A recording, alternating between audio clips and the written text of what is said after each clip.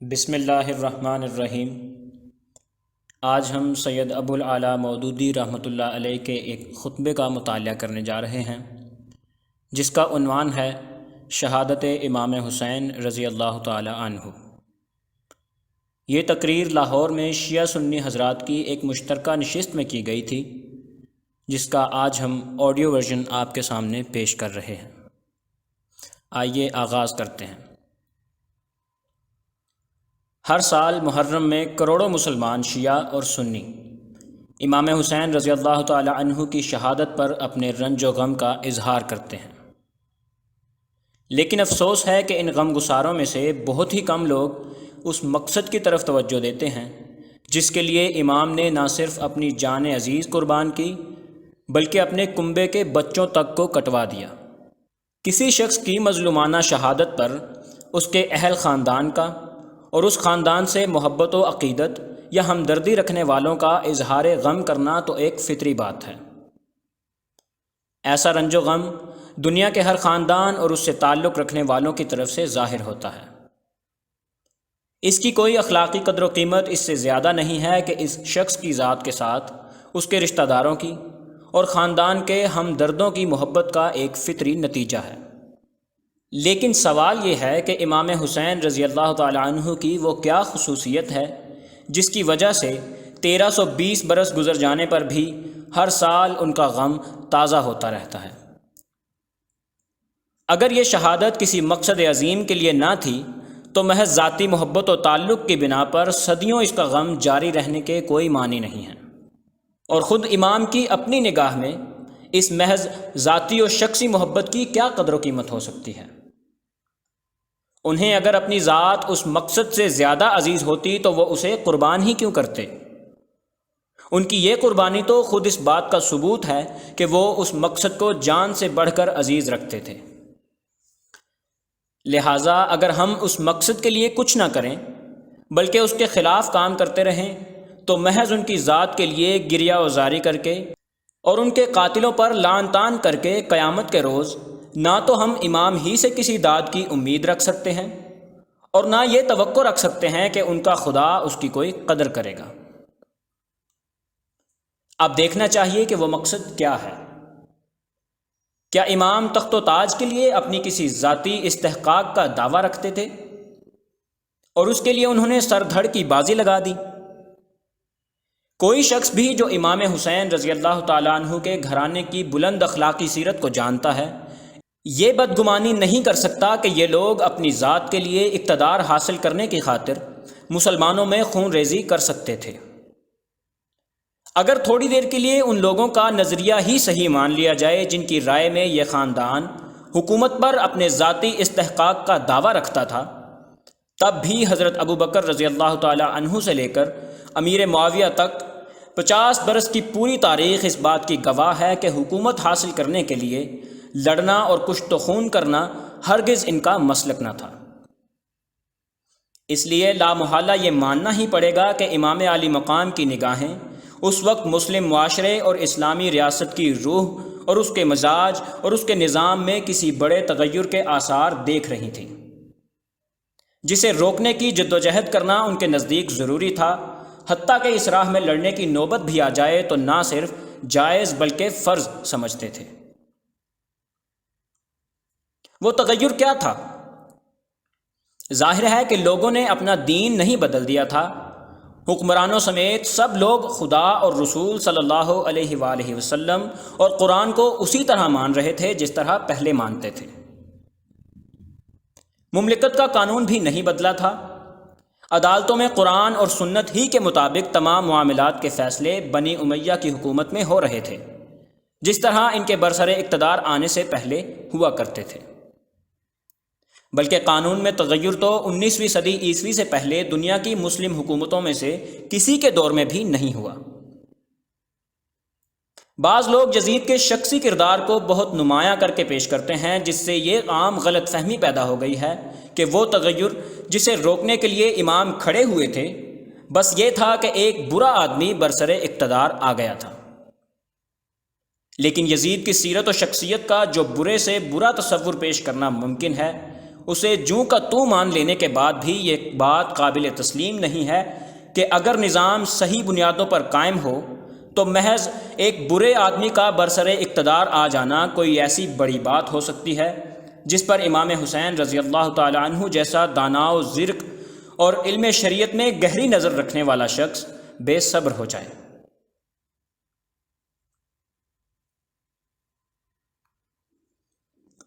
اس لیے یہ شخصی معاملہ بھی وہ اصل تغیر نہیں ہے جس نے امام کو بے چین کیا تھا۔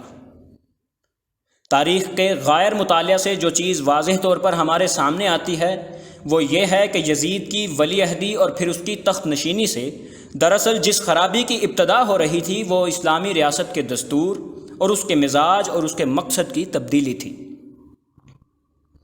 اس تبدیلی کے پورے نتائج اگرچہ اس وقت سامنے نہ آئے تھے، لیکن ایک صاحب نظر آدمی گاڑی کا رخ تبدیل ہوتے ہی یہ جان سکتا ہے کہ اب اس کا راستہ بدل رہا ہے اور جس راہ پر یہ مڑ رہی ہے وہ آخرکار اسے کہاں لے جائے گا۔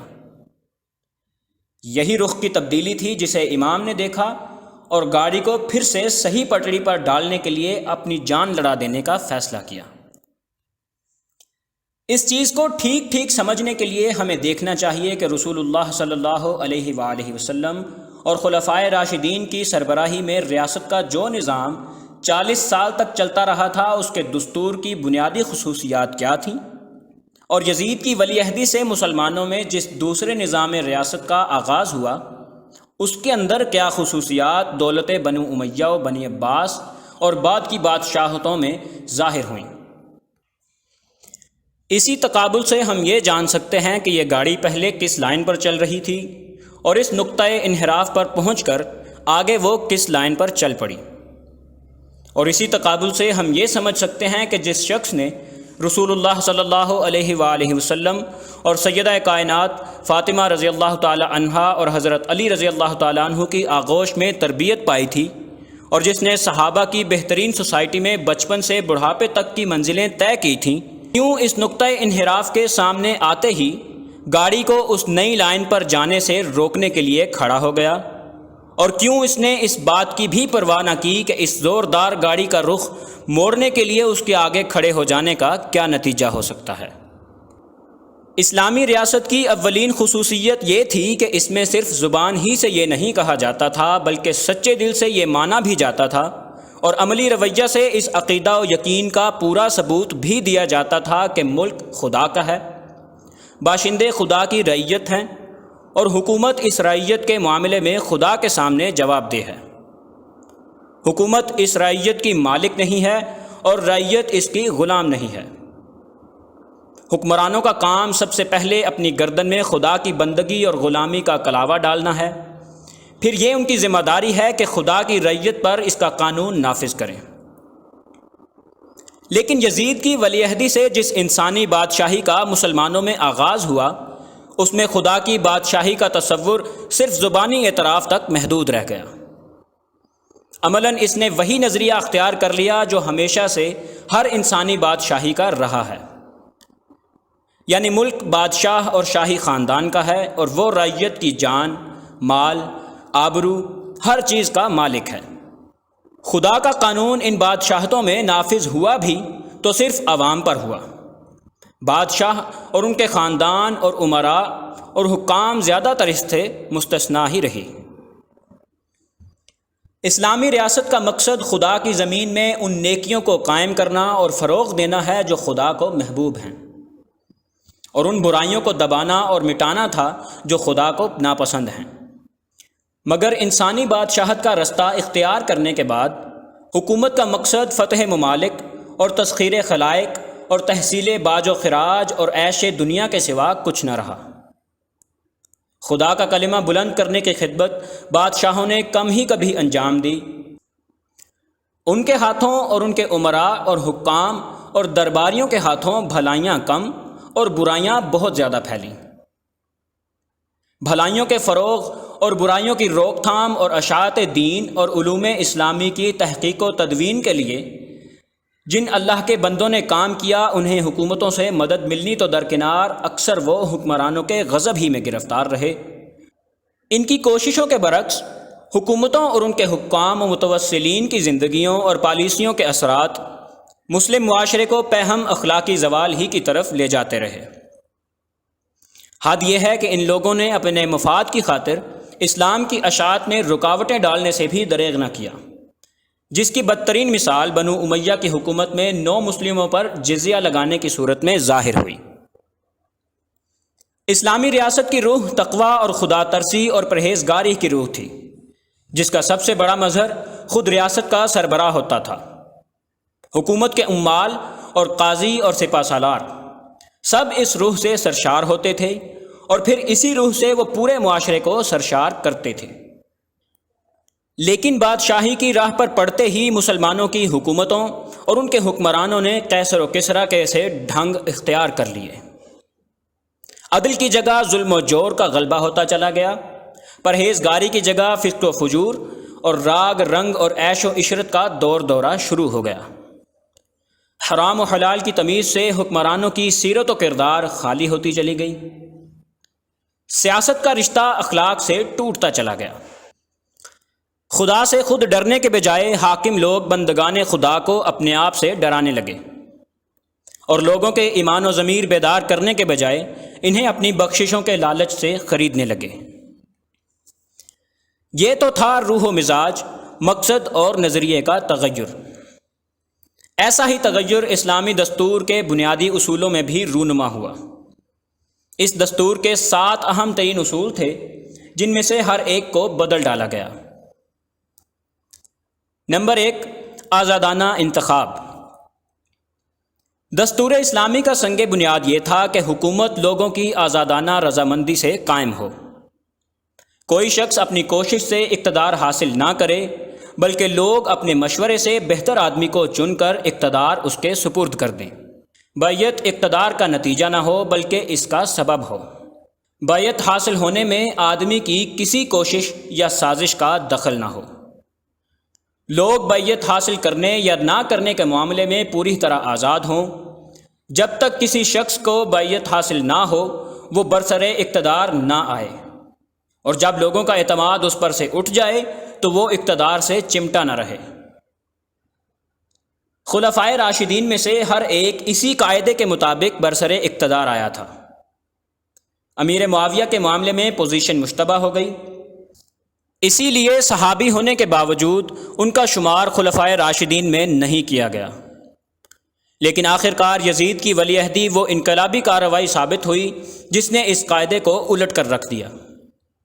اس سے خاندانوں کی موروثی بادشاہتوں کا وہ سلسلہ شروع ہوا جس کے بعد سے آج تک پھر مسلمانوں کو انتخابی خلافت کی طرف پلٹنا نصیب نہ ہو سکا۔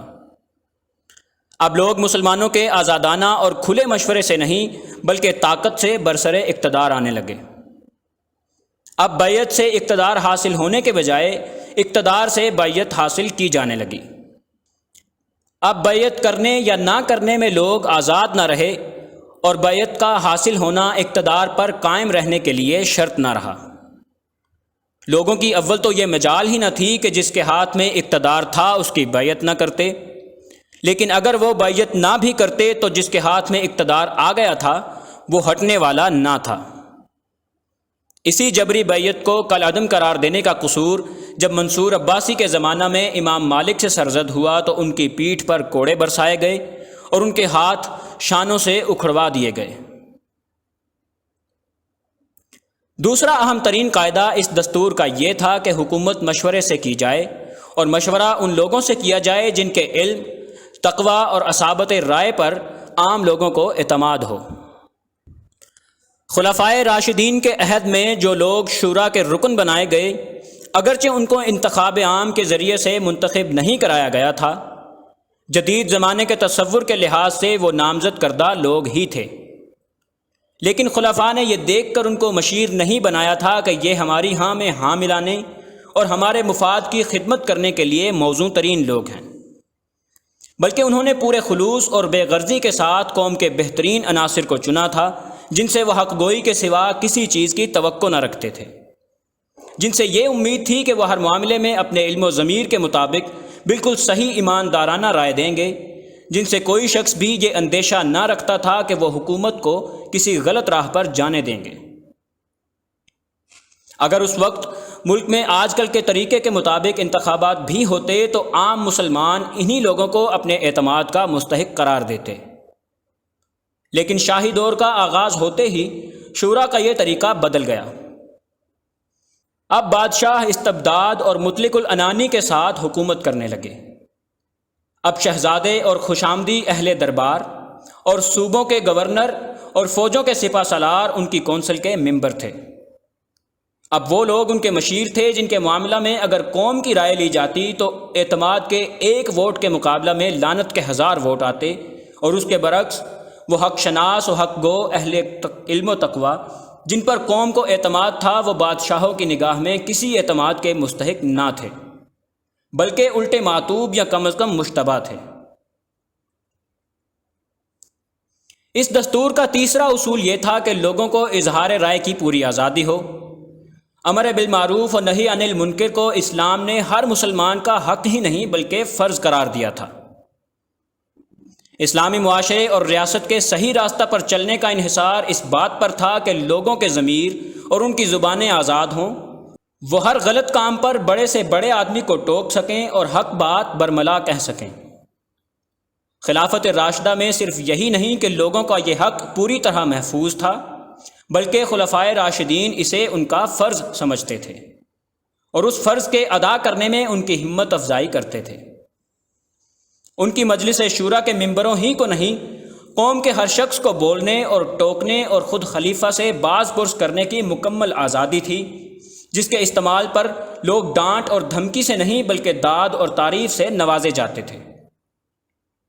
یہ آزادی ان کی طرف سے کوئی عطیہ اور بخشش نہ تھی جس کے لیے وہ قوم پر اپنا احسان جتاتے، بلکہ یہ اسلام کا عطا کردہ ایک دستوری حق تھا جس کا احترام کرنا وہ اپنا فرض سمجھتے تھے، اور اسے بھلائی کے لیے استعمال کرنا ہر مسلمان پر خدا اور رسول صلی اللہ علیہ وآلہ وسلم کا عائد کردہ ایک فریضہ تھا، جس کی ادائیگی کے لیے معاشرے اور ریاست کی فضا کو ہر وقت سازگار رکھنا ان کی نگاہ میں فرائض خلافت کا ایک اہم جز تھا۔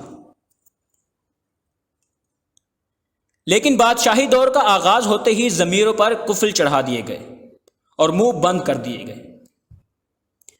اب قاعدہ یہ ہو گیا ہے کہ زبان کھولو تو تعریف میں کھولو ورنہ چپ رہو، اور اگر تمہارا ضمیر ایسا زور آور ہے کہ حق گوئی سے تم باز نہیں رہ سکتے تو قید یا قتل کے لیے تیار ہو جاؤ۔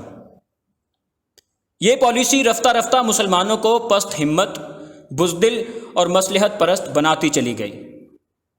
خطرہ مول لے کر سچی بات کہنے والے ان کے اندر کم از کم ہوتے چلے گئے، خوشامد اور چاپلوسی کی قیمت مارکیٹ میں بڑھتی اور حق پرستی اور راست بازی کی قیمت گرتی چلی گئی۔ اعلیٰ قابلیت رکھنے ایماندار ایماندار اور آزاد خیال لوگ حکومت سے بے تعلق ہو گئے، اور عوام کا حال یہ ہو گیا کہ کسی شاہی خاندان کی حکومت برقرار رکھنے کے لیے ان کے دلوں میں کوئی جذبہ باقی نہ رہا۔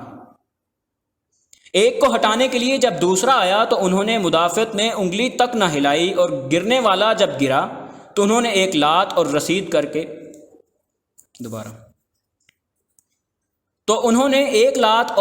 کر کے اسے گہرے گڑھے میں پھینکا۔ حکومتیں جاتی اور آتی رہیں، مگر لوگوں نے تماشائی سے بڑھ کر اس آمد و رفت کے منظر سے کوئی دلچسپی نہ لی۔ چوتھا اصول جو اس تیسرے اصول کے ساتھ لازمی تعلق رکھتا تھا یہ تھا کہ خلیفہ اور اس کی حکومت خدا اور خلق دونوں کے سامنے جواب دہ ہے۔ جہاں تک خدا کے سامنے جواب دہی کا تعلق ہے، اس کے شدید احساس سے خلفائے راشدین پر دن کا چین اور رات کا آرام حرام ہو گیا تھا، اور جہاں تک خلق کے سامنے جواب دہی کا تعلق ہے، وہ ہر وقت ہر جگہ اپنے آپ کو عوام کے سامنے جواب دہ سمجھتے تھے۔ ان کی حکومت کا یہ اصول نہ تھا کہ صرف مجلس شورا یعنی پارلیمنٹ میں نوٹس دے کر ہی ان سے سوال کیا جا سکتا ہے، وہ ہر روز 5 مرتبہ نماز کی جماعت میں اپنے عوام کا سامنا کرتے تھے۔ وہ ہر ہفتے جمعہ کی جماعت میں عوام کے سامنے اپنی کہتے اور سنتے تھے۔ وہ شب و روز بازاروں میں کسی باڈی گارڈ کے بغیر اور کسی ہٹو بچوں کی آواز کے بغیر عوام کے درمیان چلتے پھرتے تھے۔ ان کے گورنمنٹ ہاؤس یعنی ان کے کچے مکان کا دروازہ ہر شخص کے لیے کھلا تھا اور ہر ایک ان سے مل سکتا تھا۔ ان سب مواقع پر ہر شخص ان سے سوال کر سکتا تھا اور جواب طلب کر سکتا تھا۔ یہ محدود جواب دہی نہ تھی بلکہ کھلی اور ہمہ وقت جواب دہی تھی۔ یہ نمائندوں کے واسطہ سے نہ تھی بلکہ پوری قوم کے سامنے براہ راست تھی۔ وہ عوام کی مرضی سے برسر اقتدار آئے تھے اور عوام کی مرضی انہیں ہٹا کر دوسرا خلیفہ ہر وقت لا سکتی تھی۔ اس لیے نہ تو انہیں عوام کا سامنا کرنے میں کوئی خطرہ محسوس ہوتا تھا اور نہ اقتدار سے محروم ہونا ان کی نگاہ میں کوئی خطرہ تھا کہ وہ اس سے بچنے کی کبھی فکر کرتے۔ لیکن بادشاہی دور کے آتے ہی جواب دہ حکومت کا تصور ختم ہو گیا۔ خدا کے سامنے جواب دہی کا خیال چاہے زبانوں پر رہ گیا ہو مگر عمل میں اس کے آثار کم ہی نظر آتے رہے۔ رہی خلق کے سامنے جواب دہی تو کون مائی کا لال تھا جو ان سے جواب طلب کر سکتا تھا؟ وہ اپنی قوم کے فاتح تھے۔ مفتوحوں کے سامنے کون فاتح جواب دہ ہوتا ہے؟ وہ طاقت سے برسر اقتدار آئے تھے اور ان کا نعرہ یہ تھا کہ جس میں طاقت ہو وہ ہم سے اقتدار چھین لے۔ ایسے لوگ عوام کا سامنا کب کیا کرتے ہیں؟ اور عوام ان کے قریب کہاں پھٹک سکتے تھے؟ وہ نماز بھی پڑھتے تھے تو نتھو خیرے کے ساتھ نہیں بلکہ اپنے محلوں کی محفوظ مسجدوں میں یا باہر اپنے نہایت قابل اعتماد محافظوں کے جھرمٹ میں۔ ان کی سواریاں نکلتی تھیں تو آگے اور پیچھے مسلح دستے ہوتے تھے اور راستے صاف کر دیے جاتے تھے۔ عوام کی اور ان کی مڈ بھیڑ کبھی کسی جگہ نہیں ہوتی تھی۔ پانچواں اصول اسلامی دستور کا یہ تھا کہ بیت المال خدا کا مال اور مسلمانوں کی امانت ہے، جس میں کوئی چیز حق کی راہ کے سوا کسی دوسری راہ سے آنی نہ چاہیے اور جس میں سے کوئی چیز حق کے سوا کسی دوسری راہ میں جانی نہ چاہیے۔ خلیفہ کا حق اس مال میں اتنا ہی ہے جتنا قرآن کی روح سے مال یتیم میں اس کے ولی کا ہوتا ہے، کہ جو اپنے ذاتی ذرائع آمدنی اپنی ضرورت بھر رکھتا ہو وہ اس مال سے تنخواہ لیتے ہوئے شرم کرے، اور جو واقعی حاجت مند ہو وہ اتنی تنخواہ لے جسے ہر معقول آدمی انصاف پر مبنی مانے۔ خلیفہ اس کی ایک ایک پائی کے آمد و خرچ پر حساب دینے کا ذمہ دار ہے اور مسلمانوں کو اس سے حساب مانگنے کا پورا حق ہے۔ خلفائے راشدین نے اس اصول کو بھی کمال درجہ دیانت اور حق شناسی کے ساتھ پرت کر دکھایا۔ خلفائے راشدین نے اس اصول کو بھی کمال درجہ دیانت اور حق شناسی کے ساتھ برت کر دکھایا۔ ان کے خزانے میں جو کچھ بھی آتا تھا ٹھیک ٹھیک اسلامی قانون کے مطابق آتا تھا، اور اس میں سے جو کچھ خرچ ہوتا تھا تو بالکل جائز راستوں میں ہوتا تھا۔ ان میں سے جو غنی تھا اس نے ایک ہبہ اپنی ذات کے لیے تنخواہ کے طور پر وصول کیے بغیر مفت خدمت انجام دی، بلکہ اپنی گرہ سے قوم کے لیے خرچ کرنے میں بھی دریغ نہ کیا۔ اور جو تنخواہ کے بغیر ہمہ وقتی خدمت گار نہ بن سکتے تھے انہوں نے اپنی ضروریات زندگی کے لیے اتنی کم تنخواہ لی کہ ہر معقول آدمی اسے انصاف سے کم ہی مانے گا۔ زیادہ کہنے کی جرت ان کا دشمن بھی نہیں کر سکتا۔ پھر اس خزانے کی آمد و خرچ کا حساب ہر وقت ہر شخص مانگ سکتا تھا، اور وہ ہر وقت ہر شخص کے سامنے حساب دینے کے لیے تیار تھے۔ ان سے ایک عام آدمی بھرے مجمع میں پوچھ سکتا تھا کہ خزانے میں یمن سے جو چادریں آئی ہیں ان کا طول و عرض تو اتنا نہ تھا کہ جناب کا یہ لمبا کرتا بن سکے، یہ زائد کپڑا آپ کہاں سے لائے ہیں؟ مگر جب خلافت بادشاہی میں تبدیل ہوئی تو خزانہ خدا اور مسلمانوں کا نہیں بلکہ بادشاہ کا مال تھا۔ ہر جائز و ناجائز راستے سے اس میں دولت آتی تھی، ہر جائز و ناجائز راستے میں بے دریغ صرف ہوتی تھی۔ کسی کی مجال نہ تھی کہ اس کے حساب کا سوال اٹھا سکے۔ سارا ملک ایک خانہ یغما تھا جس پر ہر ایک ہرکارے سے لے کر سربراہ مملکت تک حکومت کے سارے کل پرزے حسب توفیق ہاتھ مار رہے تھے، اور ذہنوں سے یہ تصور ہی نکل گیا تھا کہ اقتدار کوئی پروانہ اباحت نہیں ہے جس کی بدولت یہ لوٹ مار ان کے لیے حلال ہو، اور پبلک کا مال کوئی شیر مادر نہیں ہے جسے وہ ہضم کرتے رہیں اور کسی کے سامنے انہیں اس کا حساب نہ دینا ہو۔ چھٹا اصول اس دستور کا یہ تھا کہ ملک میں قانون یعنی خدا اور رسول صلی اللہ علیہ وآلہ وسلم کے قانون کی حکومت ہونی چاہیے۔ کسی کو قانون سے بالا تر نہ ہونا چاہیے، کسی کو قانون کے حدود سے باہر جا کر کام کرنے کا حق نہیں ہونا چاہیے۔ ایک عامی سے لے کر سربراہ مملکت تک سب کے لیے ایک ہی قانون ہونا چاہیے اور سب پر اسے بے لاگ طریقے سے نافذ ہونا چاہیے، اور عدالتوں کو انصاف کرنے کے لیے ہر دباؤ سے بالکل آزاد ہونا چاہیے۔ خلفائے راشدین نے اس اصول کی پیروی کا بھی بہترین نمونہ پیش کیا تھا۔ بادشاہوں سے بڑھ کر اقتدار رکھنے کے باوجود وہ قانون الہی کی بندشوں میں جکڑے ہوئے تھے۔ نہ ان کی دوستی اور رشتہ داری قانون کی حد سے نکل کر کسی کو کچھ نفع پہنچا سکتی تھی، اور نہ ان کی ناراضی کسی کو قانون کے خلاف کوئی نقصان پہنچا سکتی تھی۔ کوئی ان کے اپنے حق پر بھی دست درازی کرتا تو وہ ایک عام آدمی کی طرح عدالت کا دروازہ کھٹکھٹاتے تھے، اور کسی کو ان کے خلاف شکایت ہوتی تو وہ استغاثہ کر کے انہیں عدالت میں کھینچ لا سکتا تھا۔ اسی طرح انہوں نے اپنی حکومت کے گورنروں اور سپہ سالاروں کو بھی قانون کی گرفت میں کس رکھا تھا۔ کسی کی مجال نہ تھی کہ عدالت کے کام میں کسی قاضی پر اثر انداز ہونے کا خیال بھی کرتا۔ کسی کا یہ مرتبہ نہ تھا کہ قانون کی حد سے قدم باہر نکال کر مواخذہ سے بچ جاتا۔ لیکن خلافت سے بادشاہی کی طرف انتقال واقع ہوتے ہی اس قاعدے کے بھی چیتھڑے اڑ گئے۔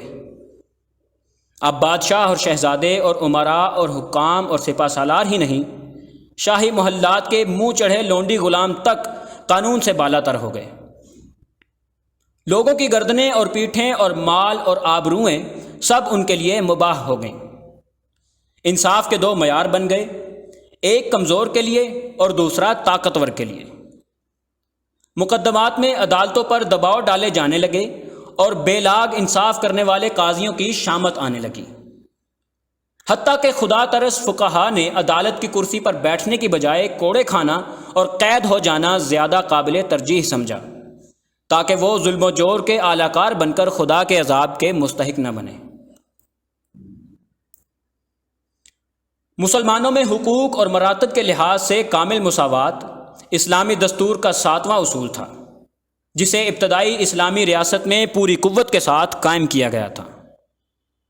مسلمانوں کے درمیان نسل، وطن، زبان وغیرہ کا کوئی امتیاز نہ تھا۔ قبیلے اور خاندان اور حسب و نسب کے لحاظ سے کسی کو کسی پر فضیلت نہ تھی۔ خدا اور رسول کے ماننے والے سب لوگوں کے حقوق یکساں تھے اور سب کی حیثیت برابر تھی۔ ایک کو دوسرے پر ترجیح اگر تھی تو سیرت و اخلاق اور اہلیت و صلاحیت اور خدمات کے لحاظ سے تھی، لیکن خلافت کی جگہ جب بادشاہی نظام آیا تو عصبیت کے شیاطین ہر گوشے سے سر اٹھانے لگے۔ شاہی خاندان اور ان کے حامی خانوادوں کا مرتبہ سب سے بلند و برتر ہو گیا۔ ان کے قبیلوں کو دوسرے قبیلوں پر ترجیحی حقوق حاصل ہو گئے۔ عربی اور عجمی کے تعصبات جاگ اٹھے اور خود عربوں میں قبیلے اور قبیلے کے درمیان کشمکش پیدا ہو گئی۔ ملت اسلامیہ کو اس چیز نے جو نقصان پہنچایا اس پر تاریخ کے اوراق گواہ ہیں۔ یہ تھے وہ تغیرات جو اسلامی خلافت کو خاندانی بادشاہت میں تبدیل کرنے سے رونما ہوئے۔ کوئی شخص اس تاریخی حقیقت کا انکار نہیں کر سکتا کہ یزید کی ولی عہدی ان تغیرات کا نقطۂ آغاز تھی، اور اس بات سے بھی انکار ممکن نہیں ہے کہ اس نقطے سے چل کر تھوڑی مدت کے اندر ہی بادشاہی نظام میں وہ سب خرابیاں نمایاں ہو گئیں جو اوپر بیان کی گئی ہیں۔ جس وقت یہ انقلابی قدم اٹھایا گیا تھا اس وقت یہ خرابیاں اگرچہ بتمام و کمال سامنے نہ آئی تھیں، مگر ہر صاحب بصیرت آدمی جان سکتا تھا کہ اس اقدام کے لازمی نتائج یہی کچھ ہیں، اور اس سے ان اصلاحات پر پانی پھر جانے والا ہے جو اسلام نے سیاست اور ریاست کے نظام میں کی ہیں۔ اسی لیے امام حسین رضی اللہ تعالیٰ عنہ اس پر صبر نہ کر سکے، اور انہوں نے فیصلہ کیا کہ جو بدتر سے بدتر نتائج بھی انہیں ایک مضبوط جمی جماعی صورت کے خلاف اٹھنے میں بھگتنا پڑیں، ان کا خطرہ مول لے کر بھی انہیں اس انقلاب کو روکنے کی کوشش کرنی چاہیے۔ اس کوشش کا جو انجام ہوا وہ سب کے سامنے ہے، مگر امام نے اس عظیم خطرے میں کود کر اور مردانہ وار اس کے نتائج کو انگیز کر کے جو بات ثابت کی وہ یہ تھی کہ اسلامی ریاست کی بنیادی خصوصیات امت مسلمہ کا وہ بیش قیمت سرمایہ ہیں جسے بچانے کے لیے ایک مومن اپنا سر بھی دے دے اور اپنے بال بچوں کو بھی کٹوا بیٹھے تو اس مقصد کے مقابلے میں یہ کوئی مہنگا سودا نہیں ہے۔ اور ان خصوصیات کے مقابلے میں وہ دوسرے تغیرات جنہیں اوپر نمبر وار گنایا گیا ہے، دین اور ملت کے لیے وہ آفت عظمیٰ ہیں جسے روکنے کے لیے ایک مومن کو اگر اپنا سب کچھ قربان کر دینا پڑے تو اس میں دریغ نہیں کرنا چاہیے۔ کسی کا جی چاہے تو اسے حقارت کے ساتھ ایک سیاسی کام کہہ لے، مگر حسین ابن علی رضی اللہ تعالیٰ عنہ کی نگاہ میں یہ تو سراسر ایک دینی کام تھا، اسی لیے انہوں نے اس کام میں جان دینے کو شہادت سمجھ کر جان دی۔ دینی کتب کی مزید آڈیوز اور مفید معلومات کے لیے ہمارے چینل منٹورز اکیڈیمیا کو ابھی سبسکرائب کر لیں۔